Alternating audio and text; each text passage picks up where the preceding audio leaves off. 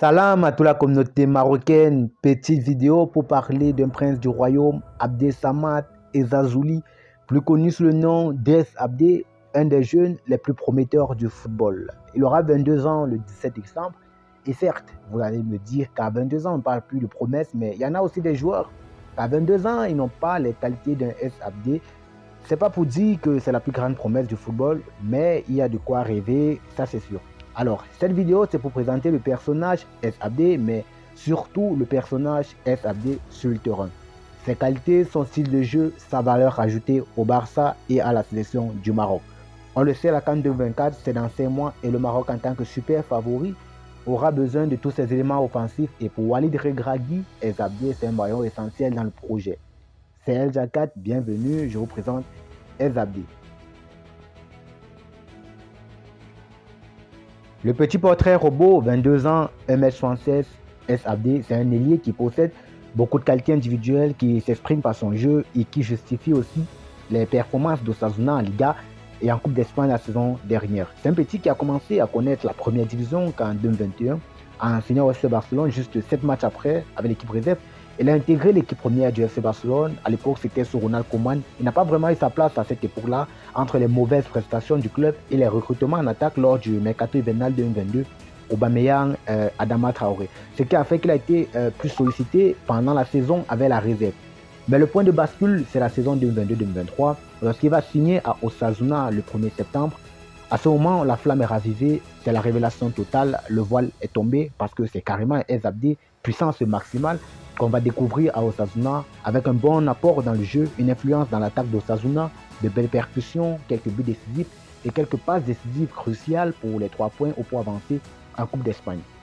La finale contre le Real Madrid, c'était juste le couronnement de cette belle saison d'Osasuna et surtout de cet homme Es Abdé. Alors, son parcours à Osasuna lui a permis de mieux s'exprimer et moi, ça m'a permis de déceler son jeu et beaucoup de ses qualités. C'est un ailier faux-pied, mais qui peut aussi exercer en tant qu'attaquant de soutien ou sur la pointe de l'attaque. Il est imprenable en 1 contre 1 et aime dévorer les petits espaces. Il faut résumer ses qualités. Il en a 3 ou 4 que j'aime bien. Sa qualité de dribble, son explosivité, sa qualité de frappe et sa qualité de passe. Es Abdé, c'est tout simplement l'expression du football espagnol. Le contrôle, la gestuelle, le dribble. Alternant entre crochet, élastico, coup du foulard, trivela, petit pont. Il a servi beaucoup de café crème la saison dernière à Osasuna. Il a toujours cette touche d'ingéniosité qui lui permet de s'en sortir même entre 2-3 joueurs. Mais l'apanage de son style de jeu, c'est lorsqu'il essaie de rentrer sur son bon pied dans l'axe pour amorcer des ballons, envelopper ce que tout ailier inversé devrait être en mesure de faire. Sauf que, mis à part ça, Es Abdé, c'est aussi la percussion dans la verticalité, le débordement, la prise de vitesse sur son adversaire direct. Il en a déposé tellement la saison dernière lorsqu'il est sur son appui et qu'il se sert de son explosivité pour prendre l'espace. Regardez ce petit extrait.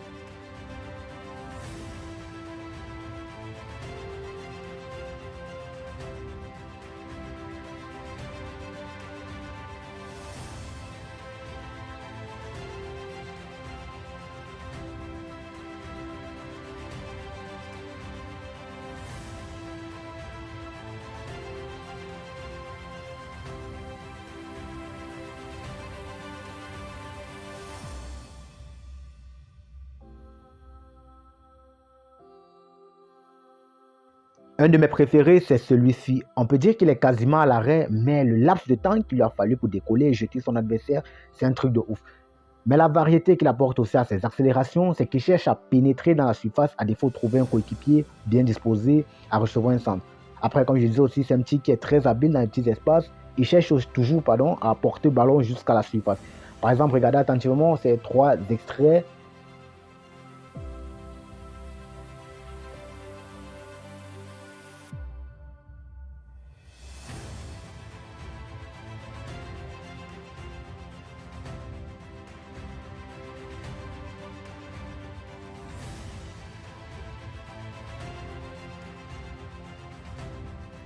Dans le premier extrait, côte à côte à la ligne de touche, il reçoit le ballon dans une condition vraiment pas aisée.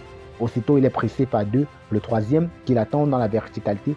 Mais Es Abdé, grâce à sa capacité à tenir le ballon, même dans les petits espaces, va manger la ligne de touche et pousser verticalement toujours dans cette petite zone avec la ligne de touche jusqu'à sortir de la part. Ça semble évident, mais beaucoup de joueurs auraient perdu le ballon. Dans le deuxième cliché, c'est carrément un reste solitaire qu'il nous a fait. Au départ de l'action, il est à 35 mètres des goals et au fur et à mesure, malgré le pressing, il va chercher le demi-espace en éliminant ses vis-à-vis jusqu'à pénétrer dans la surface. Et à la conclusion de l'action, un plat du pied qui va trouver malheureusement le gardien. Rien que pour la beauté de l'action, ça méritait un but. Le dernier cliché, c'est quasiment similaire au deuxième, toujours à environ 30 mètres de goal. Il va réussir à éliminer la première ligne défensive pour finalement transpercer la défense du Rayo Vallecano. On aurait dit une petite souris qui se balade de trou en trou.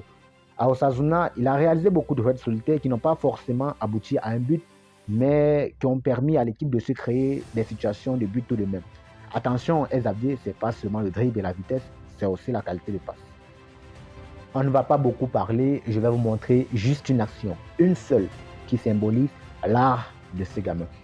Point de corner joint de temps, El Abdi sur ses appuis va adresser un bon centre dosé avec de l'effet dans la surface. Conséquence, but derrière. Ce qui est incroyable dans cette action, c'est sa position par rapport au but. Il aurait pu rejouer avec son coéquipier, mais pourtant, il ne va même pas se retourner totalement, il va juste pivoter sur lui-même. Et là, pour un centre, c'est carrément un dépôt avec frais de retrait qu'il a effectué. Après, il y a aussi cette action. Ici, c'est sa qualité technique et son intelligence de jeu qui parle. Il voit la course de son coéquipier et il va mettre juste le petit coup de talon. C'est suffisant pour mystifier le défenseur et faire la combinaison avec l'autre. Ça semble facile à vue d'œil, mais ça regorge avant tout d'une bonne qualité technique et d'une très bonne lecture du jeu. Il y en a beaucoup d'autres passes cliniques, que ce soit en retrait, en cordeau, en déviation ou même en profondeur. Son jeu est assez varié. Mais El Abdi, ce n'est pas seulement ça, c'est aussi le tir, ballon enveloppé, coup de pied arrêté, tout ce que vous voulez. Le fait qu'il soit beaucoup mobile lui permet de se créer beaucoup d'occasions face au but. Et pour un ailier, il en a marqué beaucoup la saison dernière.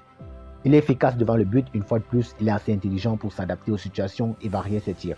Le plat du pied quand il le faut, le piqué, le ballon enveloppé côté opposé ou faire croire au gardien qui va tirer côté opposé, c'est aussi une de ses très grandes qualités.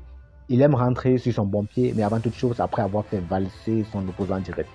Son jeu se caractérise à celui de Neymar, un jeu à la limite, si on peut qualifier d'humiliant pour l'adversaire. C'est sûr qu'il y a beaucoup de défenseurs qui n'aimeraient pas défendre sur ce genre de joueur. Il est imprévisible, il faut être beaucoup concentré pour le prendre en un contre un. El Abdi, c'est aussi une bonne qualité de frappe sur les coups de pied arrêtés. À Osasuna, il en a marqué un ou deux coups francs et même quand ça n'entre pas, il réussit au moins à cadrer. Au final, c'est un joueur qui peut apporter beaucoup de vivacité dans l'attaque et il peut mettre mal à l'aise beaucoup de bonnes défenses. Il ne faut surtout pas l'esseler sur le terrain, c'est là où il peut être très dangereux lorsqu'il a assez d'espace pour s'exprimer. De plus, même sans le ballon, c'est un joueur qui se donne à fond sur le terrain à travers ses courses et son engagement et il se déplace bien sur le terrain. Il sait faire de bons appels et contre-appels aussi d'ailleurs. Ça se voit qu'il est déjà assez mature tactiquement. Le prêt à Osasuna lui a fait beaucoup de bien et clairement, il mérite un peu plus de temps de jeu avec le Barça. On l'a vu en action en pré-saison avec le Barça contre Arsenal. Le résultat était satisfaisant. Le bémol, et peut-être le seul bémol que je lui trouverais, c'est sa dépense en énergie. Il court peut-être trop, plus qu'il en faut pour un ailier, et ce qui fera qu'il va vite s'épuiser. Mais courir en soi, c'est pas mal. Je pense juste qu'il devrait mieux économiser son énergie. C'est plus utile lorsqu'il se retrouve en un contre un et avec un peu plus de temps de jeu dans un top club comme le Barça. C'est clair qu'il va encore plus évoluer tactiquement dans sa façon de se déplacer sur le terrain. C'était compliqué vu l'effectif du Barça, mais le foot ça va vite. Et désormais, suite au départ de Dembélé et le probable départ de Ansu Fati, je pense que El Abdi sera titulaire cette saison avec le Barça. On espère une grosse saison de sa part, meilleure même que sa saison tonitruante à Osasuna. C'est important non seulement pour lui de s'épanouir, de faire connaître au monde sa lumière, et c'est aussi important pour la sélection marocaine avec la CAN qui approche. El Abdi, c'est une valeur sûre pour l'équipe du Maroc. Et Walid Regragui le sait, c'est le futur, c'est sûrement même le plus grand espoir de l'attaque marocaine. On l'a vu à la CAN 2023, il termine meilleur buteur et meilleur joueur de la compétition et offre la CAN au Maroc. Certes, ce n'est pas le même niveau, mais ça prouve qu'il est déjà assez mature et capable de tenir avec les seniors. Il a participé à la Coupe du Monde 2022 avec le Maroc et malgré le fait qu'il n'était pas titulaire, il a eu quelques bonnes rentrées en coup de jeu, surtout face à la France, où il a apporté un peu de vitesse sur son couloir, de bonnes accélérations qui n'ont malheureusement pas conduit à un but, mais Sofiane Boufal a pris de l'âge et c'est fort probable que El Abdi soit titularisé au poste pendant la CAN 2023. Je pense qu'avec le gros potentiel de pépite que le Maroc possède, il y a de quoi aller chercher une CAN. El Zabdi, Zakaria Abouklal, Amin Arif, Azedine Nounaï, Bilal El Kanous, Anas Zahouri. C'est très jeune, très fort et très prometteur. Ces anciens mois, ils n'ont pas droit à l'erreur. Vu la marge très haute qu'ils ont mis à la Coupe du Monde, il va falloir reconfirmer cela à la CAN. Surtout qu'il faut préciser que c'est une CAN qui leur échappe depuis 1976. Mais il n'y a pas le feu, cette fois-ci les armes sont bien aiguisées. Bouffal et les autres peuvent aller en retraite. El Zabdi assure la relève. Et en attendant la CAN, on va continuer à le suivre de très près au Barça. Alors le petit pouce bleu si vous avez aimé, n'hésitez pas à me reprendre en commentaire si je me suis trompé ou si vous voulez ajouter quelque chose. Partagez, abonnez-vous au maximum. Beaucoup d'autres analyses arrivent. Je vous remercie.